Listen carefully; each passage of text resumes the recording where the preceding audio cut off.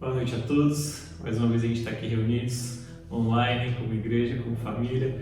E graças a Deus que a gente consegue ainda fazer isso pelo YouTube e que eu realmente oro que a gente tenha um ótimo culto hoje, um culto onde cada um vai estar na sua casa, mas eu tenho certeza que todos com o mesmo coração, a mesma comunhão, principalmente num culto tão especial como esse, onde a gente relembra o sacrifício de Jesus por nós na cruz, esse ato de amor tão maravilhoso que Ele fez por nós, que Deus teve por nós quando Ele mandou o seu único filho para morrer na cruz em nosso lugar e depois ressuscitou, graças a Deus, e graças a isso a gente tem a nossa vida eterna. Vamos fechar os nossos olhos e começar com uma oração. Senhor Deus, obrigado, Pai, porque o Senhor é um Deus maravilhoso, o Senhor é um Deus que não poupou esforços para nos trazer de volta para perto de Ti. Pai, obrigado porque o Senhor enviou seu Filho para morrer por nós, para nos salvar, Pai. Nós somos gratos porque esse sangue derramado purificou os nossos pecados e nos trouxe de volta para perto de Ti, Deus. Eu te peço por cada um que está assistindo esse vídeo, por cada um que está nas suas casas, pelas suas famílias, que o Senhor esteja com cada um deles, ó Pai, dentro das casas, Pai, confortando, suprindo as necessidades nesse momento que a gente está passando e que nós possamos sentir ainda mais, cada vez mais o seu amor junto com a gente, Pai. Eu te peço e agradeço em nome de Jesus. Amém. E antes da gente cantar uma música, eu queria ler um texto com vocês, que está em Mateus 28:5. Ele fala assim: Mas o anjo respondendo disse às mulheres: Não tenhas medo, pois eu sei que buscais a Jesus que foi crucificado. Ele não está aqui, porque já ressuscitou, como havia dito. Vinde e veja o lugar onde o Senhor jazia. Graças a Deus, porque nós cremos em um Deus que morreu, mas ressuscitou. Um Cristo que morreu e ressuscitou. E a gente pode ter a vida eterna, e é isso que a gente vai cantar hoje. Então eu te convido para cantar junto comigo, aí onde você está mesmo. E vamos ter esse momento de louvor ao Senhor.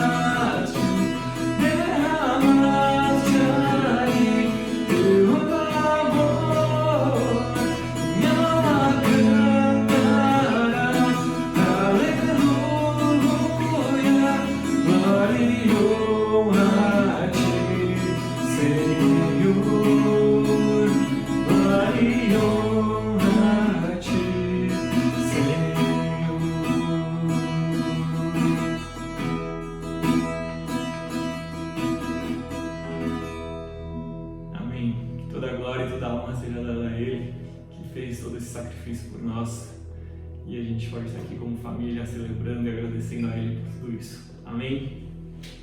Antes da gente passar para a mensagem, eu tenho só uma anúncio que eu queria deixar com vocês, que hoje, como a gente tem falado há muito tempo, a gente sabe que tem muitas famílias que estão passando por dificuldade, têm dificuldade de prover alimento e outras coisas dentro das suas casas. A gente conversou com algumas famílias de crianças da escola dominical, por exemplo, e a gente sabe que a situação não é fácil. E a gente queria hoje, como igreja, lançar uma campanha. A gente está fazendo um fundo de arrecadação exclusivamente para isso, para ajudar essas pessoas. A gente tem como meta R$3.000, uma meta inicial para a gente poder já arrecadar esse dinheiro e poder o quanto antes ajudar essas pessoas. Então a gente conta com a colaboração de vocês.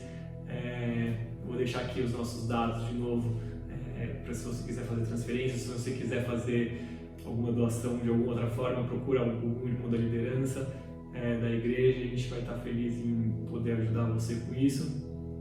E também, se você não pode doar, se você não está com condições de doar, não tem problema, a gente conta com as orações de vocês por essas famílias que estão com dificuldade, e a gente juntos vai aí como igreja, unidos, ajudar todo mundo. Amém?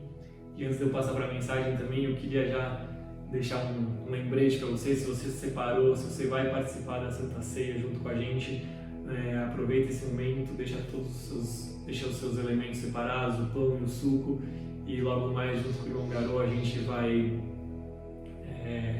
celebrar a Santa Ceia juntos também. Amém? Boa tarde. Nós estamos aqui, distantes fisicamente, mas unidos num só propósito, num só objetivo, que é de glorificar o nosso Deus, de lhe prestar culto. E nós estamos aqui nesta tarde em nome da Igreja Evangélica Irmãos Armênios para apresentar uma mensagem extraída da Bíblia, para que ela conforte os nossos corações. Vamos orar. Pai, Tu sabes todas as coisas. Tu sabes o momento em que nós estamos passando, um momento que requer um distanciamento pessoal, um momento que exige que cada um de nós fiquemos em nossos lares para evitar o confinamento, para evitar a propagação do coronavírus. Rogo, Senhor, que Tu abençoe a todos na Sua presença. Pai, eu rogo pelos médicos, por aqueles que estão na linha de combate. Pai, eu rogo pelos governantes, que eles tenham a sabedoria para que o povo não sofra além do que deve passar, do que ele deve sofrer. Senhor, eu rogo pelos enfermos, que a Tua graça, que a Tua bênção esteja sobre cada um deles, sobre os seus familiares. E que, Senhor, esse período de confinamento seja também um período de reflexão, onde nós possamos nos aproximar mais de Ti. Fala, Senhor, através da Tua palavra, é o que nós Te pedimos agora, em nome de Jesus. Amém. A Bíblia fala de 2 Páscoas. E nós queremos hoje, de uma forma bastante simples, poder relatar o que a Bíblia fala dessas 2 situações. A primeira Páscoa nós encontramos no livro do Êxodo. Israel estava escravo na terra do Egito, já por 400 anos.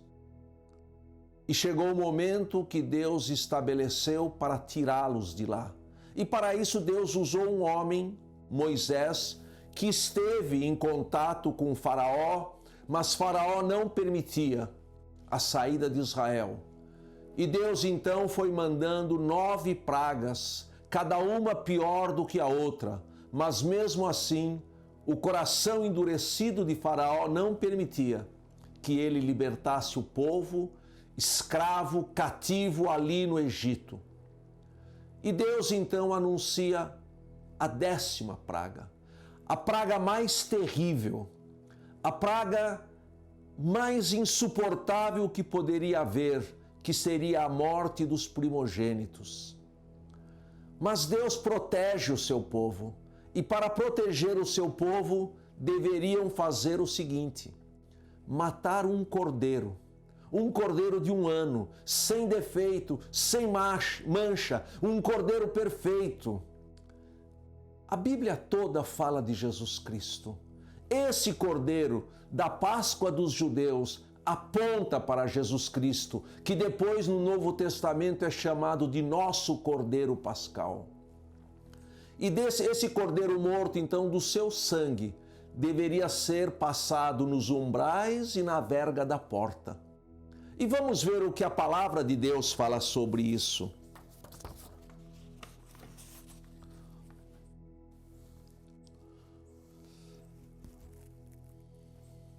E aqui então Deus orienta diretamente a Moisés. E eu passarei pela terra do Egito esta noite, e ferirei a todo primogênito na terra do Egito, desde os homens até os animais, e em todos os deuses do Egito farei juízos. Eu sou o Senhor, e aquele sangue vos será por sinal nas casas em que estiverdes. Vendo eu o sangue, passarei por cima de vós, e não haverá entre vós praga de mortandade, quando eu ferir a terra do Egito. Nesse versículo, que é o versículo 13 do capítulo 12 de Êxodo, nós temos o verdadeiro significado da Páscoa dos judeus, que é Pessach, que significa, o versículo diz, passarei por cima, saltarei. E assim então aconteceu, e naquelas casas que estavam protegidas pelo sangue do Cordeiro, os primogênitos foram preservados. E naquelas casas, principalmente dos egípcios, quase na totalidade dos egípcios, onde não havia o sangue do Cordeiro, houve uma mortandade de todos os primogênitos, humanos e animais, e começou na casa de Faraó. A partir daí, então, o Faraó, apavorado, permite que os judeus vão embora. E eles, então, rapidamente saem do Egito em direção à terra prometida. Isso ocorreu no dia 14 do mês de Nissan do ano 2448, ou seja, no ano 1313 do calendário cristão, mas antes de Cristo. Antes de Jesus Cristo nascer, em 1313, aconteceu a Páscoa dos judeus. A Páscoa nem sempre coincide, a Páscoa dos judeus com a Páscoa dos cristãos, nem sempre coincide no mesmo dia. Esse ano, por exemplo, foi no dia 8 de abril. E nós vamos comemorar a Páscoa dos cristãos no dia 12 de abril. Para os judeus, este ano é o ano de 5780 e a Páscoa foi comemorada no dia 14 de Nissan, como diz a tradição, no dia 8 de 4. Aqui fala então desta passagem de passar por cima daqueles que não tinham a proteção do sangue. Lembrando que cordeiro aponta para Jesus Cristo, simboliza Jesus Cristo. No versículo 14, Deus orienta Moisés e diz, 14 de Êxodo 12, este dia vos será por memória, e celebrá-lo-eis por festa ao Senhor. Nas vossas gerações o celebrareis por estatuto perpétuo. E nós reconhecemos que até hoje, no dia certo, de acordo com o calendário judaico, 14 de Nissan, os judeus em família relembram e comemoram o dia em que o anjo pulou por cima, saltou, passou por cima e eles foram libertos. Essa é o Pessach, a Páscoa dos judeus.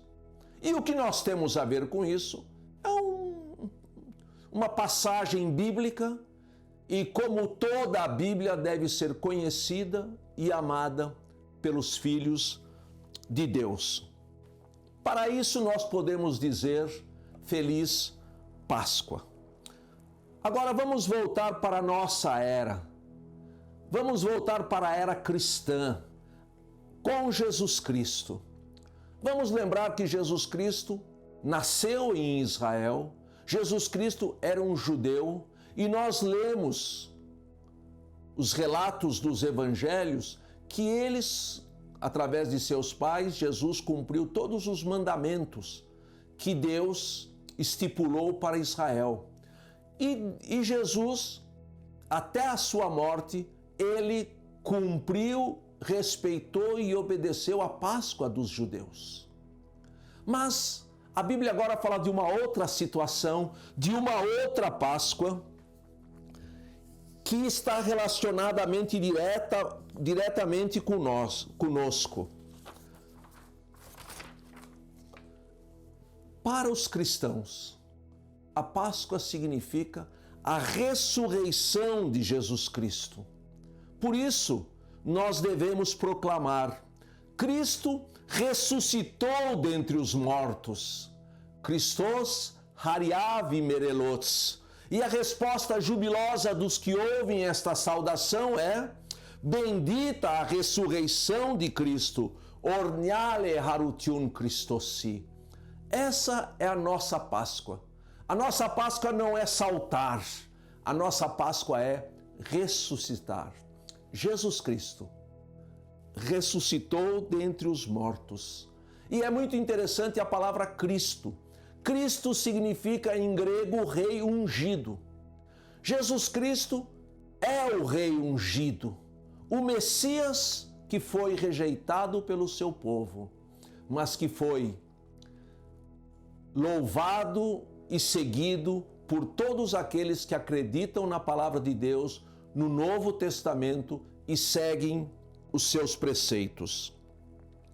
E a Bíblia, o Novo Testamento todo, não apenas os 4 evangelhos, Mateus, Marcos, Lucas e João, que registram mais de perto o nascimento, a vida e a obra de Jesus.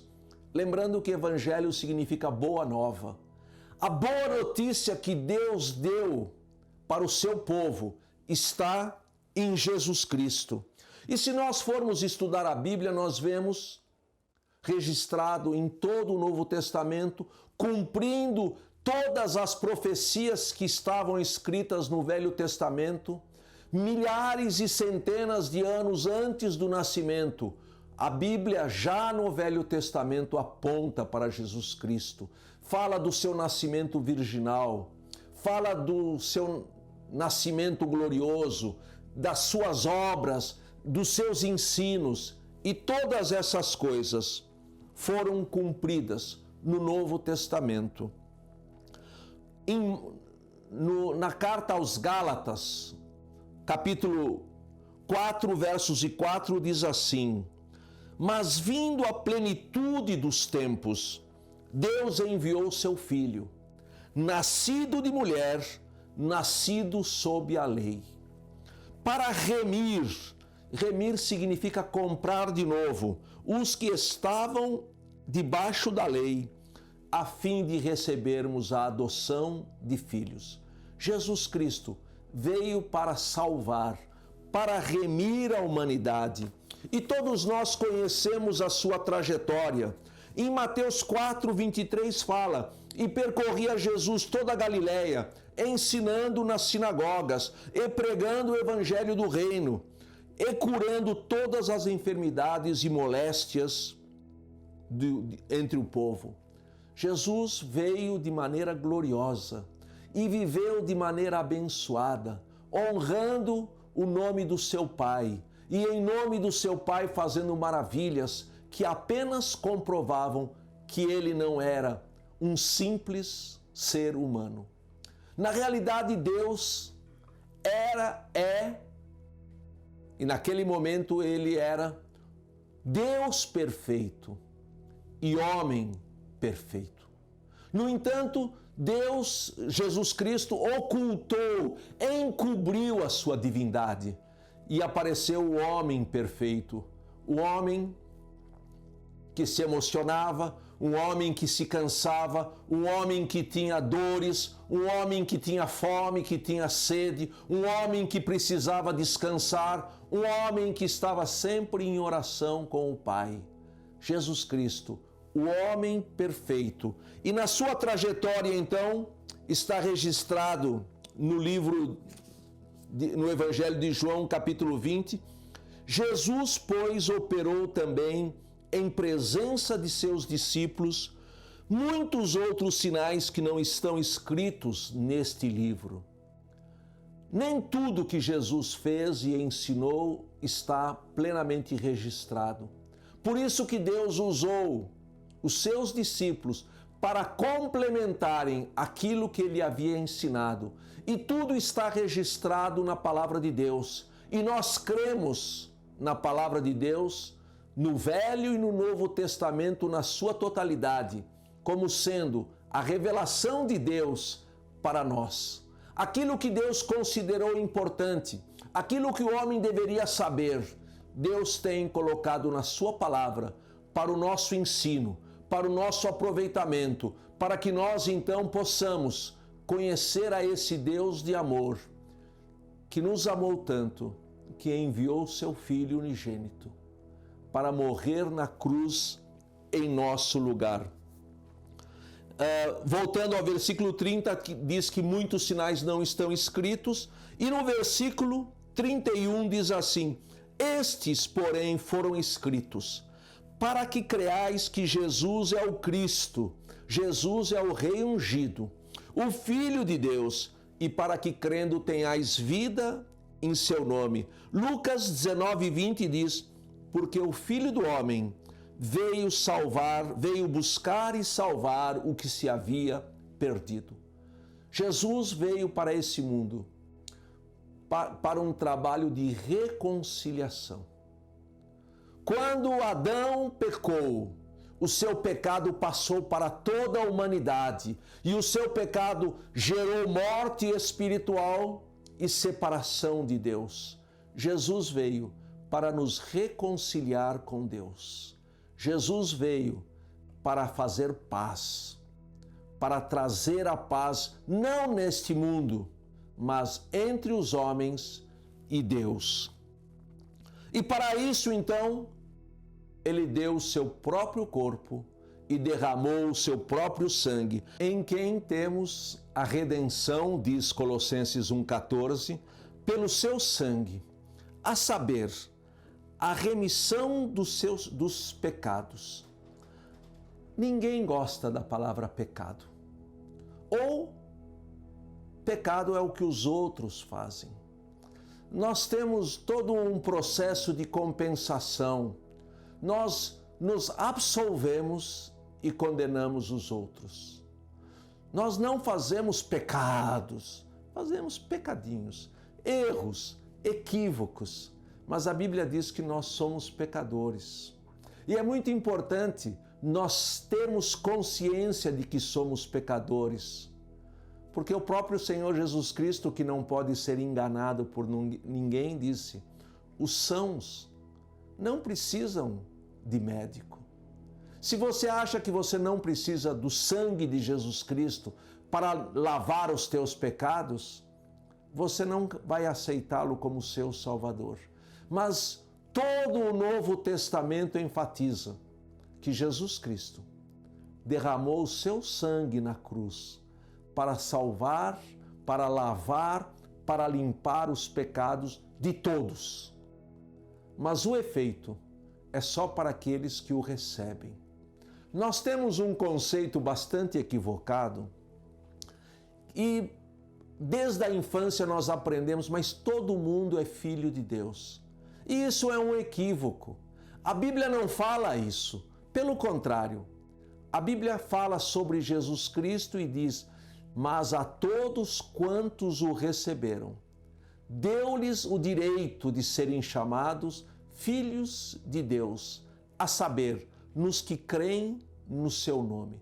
Para ser filho de Deus, não é necessário apenas nascer, mas no momento certo, no momento de compreensão, no momento onde estamos intelectualmente ativos, conscientes, nós entendermos que Jesus Cristo veio a este mundo salvar o pecador e entender que você somos os pecadores. O sangue de Jesus Cristo foi derramado para todos, mas ele só é eficiente para aqueles que reconhecem e pedem para ser lavados pelo sangue de Cristo. E isso é um processo que a Bíblia mostra muito complexo e muito simples. A parte difícil, Jesus Cristo já fez, que é derramar o seu sangue. E eu tenho uma parte para fazer. Primeiro, reconhecer que Deus me ama. Segundo, reconhecer que eu sou um pecador. Terceiro, reconhecer que não há em mim nenhum recurso, nenhum meio para me aproximar a Deus, a não ser através do substituto que morreu na cruz, derramou o seu sangue, ele abriu as portas da reconciliação. Jesus Cristo é aquele que permite que nós nos aproximemos a Deus. Quando eu reconheço que os meus pecados causaram a morte de Jesus Cristo, eu devo me arrepender dos meus pecados. E se há alguma coisa que eu possa fazer para consertar, para restituir, para corrigir, eu devo fazer. Mas muitos dos nossos pecados se perderam no passado e nós não temos como resgatá-los, mas o sangue de Jesus Cristo tem poder para cobri-los, para lavá-los. E quando pela fé eu reconheço que Deus me ama, que eu sou pecador, que Jesus Cristo morreu na cruz em meu lugar, que eu me arrependo dos meus pecados, pela fé eu peço, Senhor Jesus Cristo, vem e lava o meu coração. Aquele sangue derramado na cruz, que ele lave todo o meu coração e faça de mim uma nova criatura. É isso que Jesus Cristo espera de toda a humanidade, mas somente é efetivo, somente é eficiente naqueles que dão o passo. Agora, nessa epidemia de coronavírus, se falam de alguns remédios e estão testando alguns remédios. E nós, através da mídia, que justificadamente só fala nesse assunto, conhecemos os nomes dos remédios, conhecemos as contraindicações dos remédios, mas aqueles remédios, só por eu saber, por eu conhecer, saber o nome, saber a fórmula, saber o preço, não terá nenhuma eficiência em mim se eu não tomar aquele remédio. E é isso que acontece com o sangue de Jesus Cristo. Talvez você saiba tudo isso que eu falei sobre essas 5 verdades vitais, mas só conhecer não tem nenhum efeito. É preciso crer, receber de todo o coração, tomar para si, beber. E esse remédio, com resultados comprovados há mais de 2000 anos, ele vai fazer a sua cura, a sua reconciliação e a sua paz com Deus. É isso que nós ensinamos. E a salvação não é monopólio de nenhuma igreja cristã. A salvação não é exclusividade de nenhum cartaz, de nenhuma denominação. A salvação é apresentado por Deus através da sua palavra para toda a humanidade. Em 1 Coríntios, o apóstolo Paulo diz assim: Porque primeiramente vos entreguei o que também recebi, que Cristo morreu pelos nossos pecados, segundo as Escrituras, e que foi sepultado, e que ressuscitou ao terceiro dia, segundo as Escrituras. Christos hariavi merelots, orniale harutiun Christosi. Jesus, Cristo ressurgiu dentre os mortos. Bendita é a ressurreição de Jesus Cristo. Feliz Páscoa a todos. E agora, na continuação, nós teremos aquilo que o Senhor Jesus Cristo ordenou para os seus discípulos, para os seus apóstolos, aquilo que ele praticou, aquilo que ele ensinou e aquilo que ele passou para todos nós. E nós vamos fazê-lo de uma maneira singela, porque a comunhão, a ceia do Senhor é para ser feita em conjunto, em grupo, em comunhão. Mas por essas circunstâncias já falaram, nós teremos essa ceia agora individualmente. E se você na sua casa preparou os elementos, eu quero falar um pouco sobre esta ceia. Quem pode participar, como deve ser feita e por que Jesus fez. A ceia do Senhor. Já falamos que Jesus Cristo cumpriu todas as ordenanças do Velho Testamento. E nos 3 anos e meio do seu ministério, ele participou de 4 Páscoas. Páscoas do Velho Testamento, a Páscoa dos judeus. E agora é a última Páscoa. Jesus já tinha cumprido o seu ministério e ele estava perfeitamente pronto para enfrentar a morte.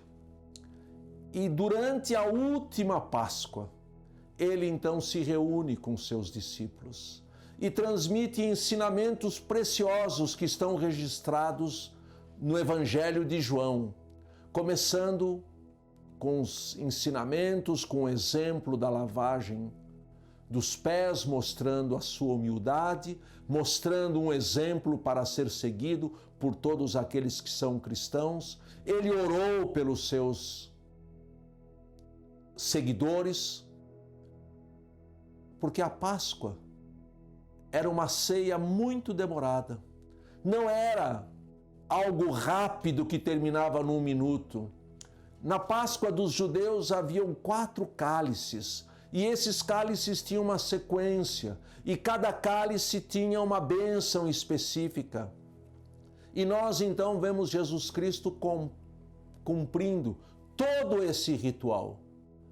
Mas no final do ritual, ele institui a sua ceia. Aquilo que fica conhecido por nós, do Novo Testamento, como a ceia do Senhor.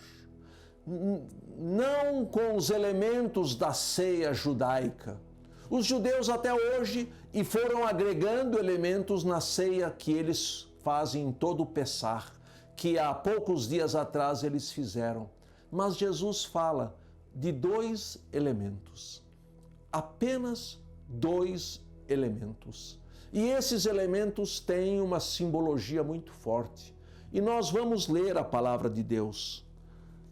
E nós vamos poder então entender e estudar o que é a ceia do Senhor, que é diferente da ceia da Páscoa dos judeus, mas foi instituída durante uma das Páscoas, a última Páscoa de Jesus Cristo, enquanto não havia sido morto e ressuscitado.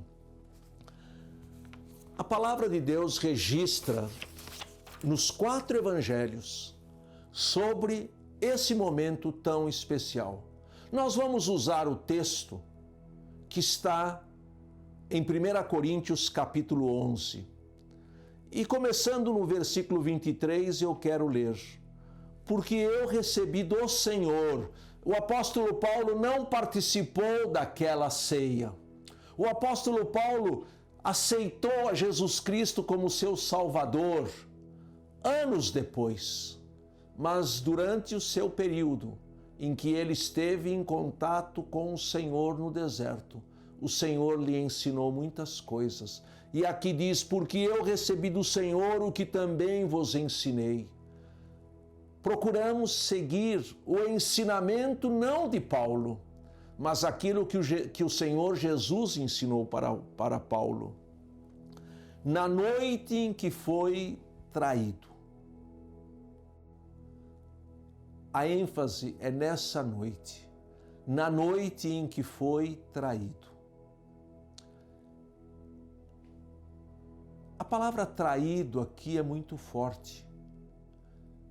Como tem sido o meu relacionamento com Jesus Cristo? Eu tenho sido fiel ou eu tenho sido um traidor?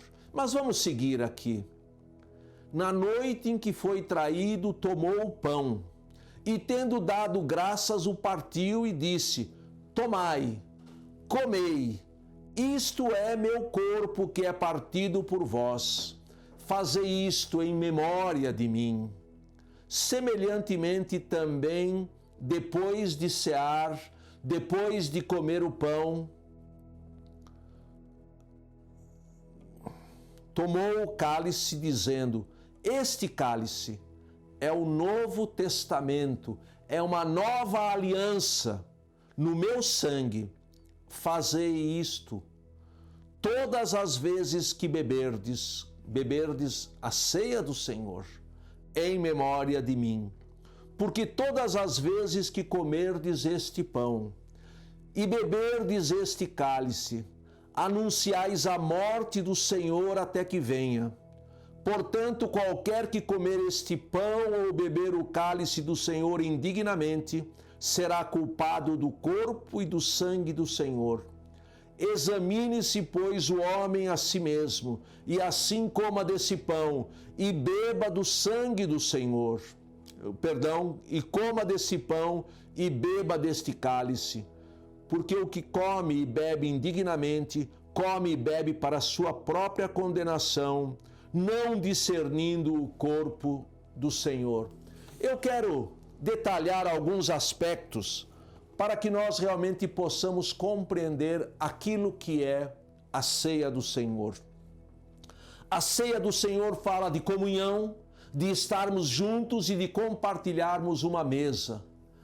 Em muitos lugares, a ceia do Senhor era o complemento ou o começo de uma refeição entre todos. Hoje, nós vamos fazer em família, talvez há alguns que vão fazer sozinhos, mas vamos juntar os nossos corações na presença de Deus, relembrando aquela noite, lá no aposento alto em Jerusalém, aquilo que o Senhor Jesus estipulou para os seus seguidores.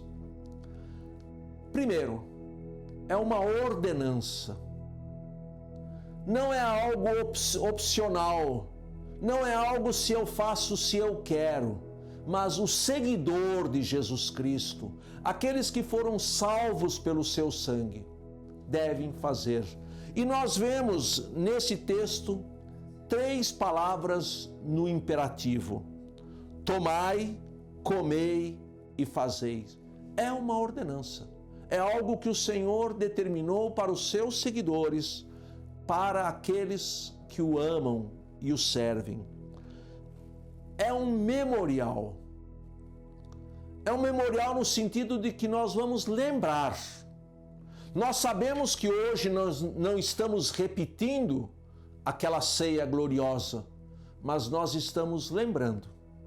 E essa lembrança traz tristeza pela morte que se avizinhava e júbilo, porque nós estamos cumprindo o seu mandato e cremos que depois da morte vem a ressurreição. Teve data de início. Foi lá, no aposento alto, em abril do ano 30 da nossa era. Tem um objetivo. O objetivo é anunciais a morte do Senhor. Todas as vezes que nós participamos dessa reunião, da ceia do Senhor, nós estamos relembrando e anunciando a morte do Senhor. A palavra morte nunca é benquista, mas se Jesus não morresse, nós não seríamos salvos, porque ele deveria derramar o seu sangue. Tem um término também, teve um início e tem um término, até que ele venha. Pela sua palavra, nós cremos que Jesus Cristo vai voltar novamente, vai voltar para resgatar os seus, vai voltar para reinar neste mundo. E até que Jesus Cristo venha, nós faremos a ceia do Senhor. E tem também algumas condições. A primeira condição é: examine-se o homem a si mesmo. Eu não posso, a tentação é grande, mas eu não posso examinar o próximo. Eu não posso dizer você pode, você não pode. Examine-se o homem a si mesmo. É você que está nos assistindo, à luz daquilo que nós estudamos juntos na Bíblia, que vai poder decidir se você pode ou não pode participar. Também a ceia do Senhor não é um amuleto. Não adianta tomar a ceia do Senhor para não pegar coronavírus. Não adianta tomar a ceia do Senhor esperando prosperidade financeira. Não adianta esperar tomar a ceia do Senhor esperando qualquer outra coisa. A bênção da ceia do Senhor é a bênção da obediência. Nós estamos fazendo porque Ele disse: tomai, comei, fazei em memória de mim. Quem pode comer? Aquele que é discípulo de Jesus. Aquele que já recebeu a Jesus Cristo como Salvador em seu coração. Aquele que teve o seu pecado lavado pelo sangue de Jesus Cristo. Não é uma questão apenas intelectual. Não é ser um conhecedor. Não, eu já ouvi falar de Jesus Cristo. Tem muitas pessoas ainda que ficam impressionados com Jesus Cristo na manjedoura. Mas se Jesus Cristo continuasse na manjedoura, Ele não poderia ser o seu Salvador. Para ser o seu Salvador, Ele teve que morrer e ressuscitar. Então, uma das condições é ser discípulo de Jesus Cristo e também de discernir. Discernir significa ter compreensão total. O que nós estamos fazendo aqui é a repetição de algo que Jesus ensinou e que vem sendo feito há quase 20 séculos. Não é uma brincadeira, não é uma novidade, não é uma invenção humana. Quando eu me aproximo da ceia do Senhor, eu devo me aproximar tendo pleno discernimento que eu estou lembrando do que Jesus fez, do que Ele ordenou e que um dia nós vamos fazer com Ele no céu. E nós vamos voltar ao texto de 1 Coríntios, capítulo 11, e nós vamos então seguir a sequência que aqui está estipulada.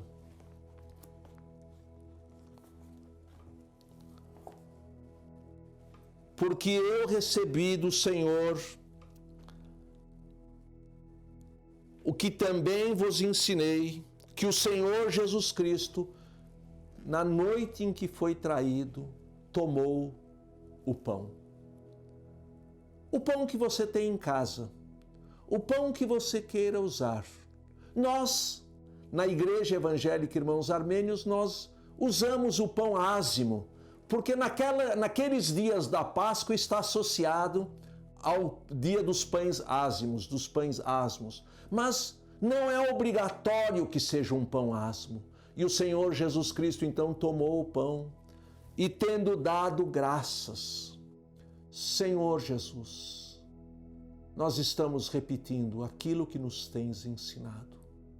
E nós damos graças, Senhor, pelo teu sacrifício na cruz em nosso lugar.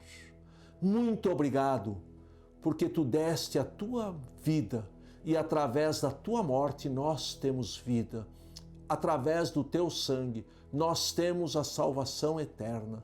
Por isso, Senhor, nós agora, em teu nome, repetimos a tua ceia como um memorial. O partiu.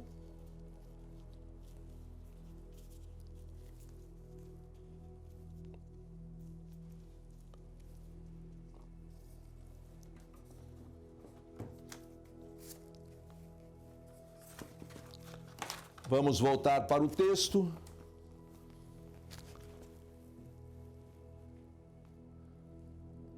Tomou o pão e, tendo graças, o partiu e disse: tomai, comei, isto é o meu corpo que é partido por vós, fazei isto em memória de mim. O pão simboliza, é uma figura do corpo de Cristo, como o próprio Senhor Jesus Cristo nos ensina. E nós, então, obedecendo o seu mandamento, nós comemos o pão. Se você tem a sua mesa preparada, vamos comer juntos o pão que simboliza o corpo de Cristo.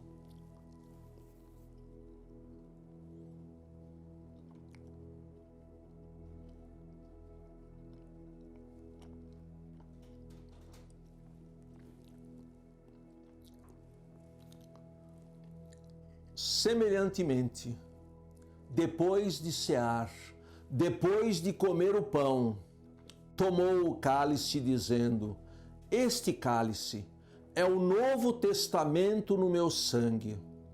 Fazei isto todas as vezes que beberdes, em memória de mim.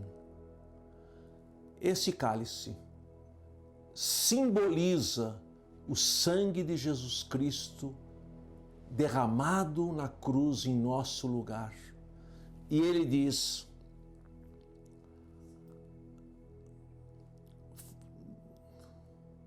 tomai e bebei, fazei isso todas as vezes que beberdes, em memória de mim.